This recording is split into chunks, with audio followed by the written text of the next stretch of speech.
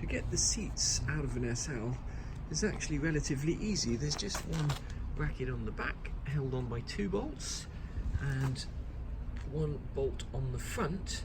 And after you've undone the 6 bolts, the only other thing you'll need to do is just undo the seatbelt attachment here.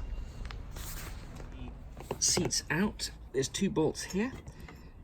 And when you take those 2 bolts out, there's a plate here that has a hollow bit in, and that hollow bit basically slides into that lip like that. What we're going to do is put that in a rust bath, sand all the paint off, reprime it, respray it. Remember which part goes where. This part goes at the top, and the flat bit is on the flat bit of the tunnel. If you've lifted the seat out, you can take out the height adjustment mechanism if need be, and once again it's just a few bolts to get that out. The only thing you have to be aware of is that spring is quite difficult to get back in, but we will show you how to do that. Do here, just remember the order. There's a metal bush that goes between the chair and the wall, and a bolt that comes out, one on each side. It's slightly different, so make a note of which bolt is which. Once again, we're just going to take these parts off and de-rust them. Once you've got the lifted chair out, you can just unhook this spring from there. It's a pretty strong spring, but once again we're going to take it out, put it in a rust bath, and these pieces here will probably spray up with some kind of rust galvanizing spray. This section here off, it's 2 10mm bolts, one here, one just hiding underneath that spring there. Once again, make a note of where all the springs go and take a picture. We're going to probably reuse some of these springs, de-rust them, and then put the whole thing back together. Bolt out, you're going to need a 10mm open spanner because you can't use a socket because that is in the way. You've got those 2 bolts out, this whole mechanism comes out. What we're going to do is put the whole thing in a rust bath, get rid of all of this rust and spray it up with rust encapsulator and metal galvanizing paint and get that looking like new again. Once again, these are not bits you're ever going to see, but if you leave them like that they won't improve, so we're going to put them right. Rust bath for these parts, and we're going to use this built amber stuff, which has proved really good. Basically you need 1 part of this to 19 parts water, so there's 19 glasses of water in there. We're just going to add 1 of these in there. That's hot water as well, speeds up the reaction. Then we're going to leave these parts in overnight and see what they come out like. Just give it a stir, make sure it's all dissolved. This stuff here, I've mentioned this before, but it's a much cheaper way of creating a rust bath rather than using ready mixed rust removers like Evapor Rust, which work brilliantly, but my experience is that this works just as well, and it's considerably cheaper because you can see that that's all you need in there to de-rust several big large parts, and that whole bag there costs just £40, whereas 5 litres of the other stuff costs about £25. So we're going to put the parts in there, leave them overnight and see how they come out.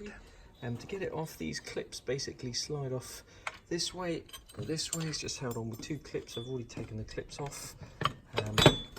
First thing we're going to do is put this big piece here in. So again, we're using this fish kettle, which is brilliant for de-rusting parts. What I may actually do though is put twice the quantity in, just so that we can actually submerge these parts in one go. Put all these parts in, this part as well. I don't know if I'm going to bother taking that to pieces. Probably no need. We'll see how it goes. Put that in its entirety like that, and come back and check on that tomorrow. These parts have been sitting in this rust bath overnight, and I would say pretty much all of the rust has gone. Just give it a quick scrub with a wire brush, take some of those clips off. So look at these parts. I have to say I'm really impressed with this rust remover. That seems to have got pretty much all the rust off. To get the last bits of rust off here, rust and lurking underneath there. We're going to take these two clips off and just dismantle this fitting entirely and then spray it up. Easy to break these clips if you don't know which way they come off. They basically slide off that way. Break any of these clips when you're taking it to pieces like that. They are readily available from Mercedes, they're not expensive. This is the part number here, N91200201001. They're just about 80 pence or something like that. It's quite easy to break those clips when you get them off, especially if they're really rusty, but just get yourself some new ones and put the thing back together. These bits of the seat back to bare metal, just with a wire wheel on electric drill, and we're just going to prime them now with some Eastwood rust encapsulator. Sanded and just sprayed a couple of coats of Eastwood rust encapsulator and have come back like new. Getting this seat height adjusting mechanism back in is getting this spring in place. It's way too difficult to pull it, so the way to do it is to put it in a Black & Decker Workmate or a vise, take it out, put it in a vise, and then progressively bend it and just slot coins between each coil as you bend it. So that actually stretches the spring out like that and will allow you to quite easily drop it in there. And once it is in place, it's just a matter of getting a pair of pliers and pulling all of the coins out. You just need to remember to put a dab of thread locker on the bolts, these bolts here on the threads, the bolts that bolt this to the side, because they do move up and down. You don't want those bolts. Just tighten these two bolts up here and here. Got all of that in place nice and tight. It's just a matter of taking those coins out, and then the seat is ready to go back in once it's been retrimmed.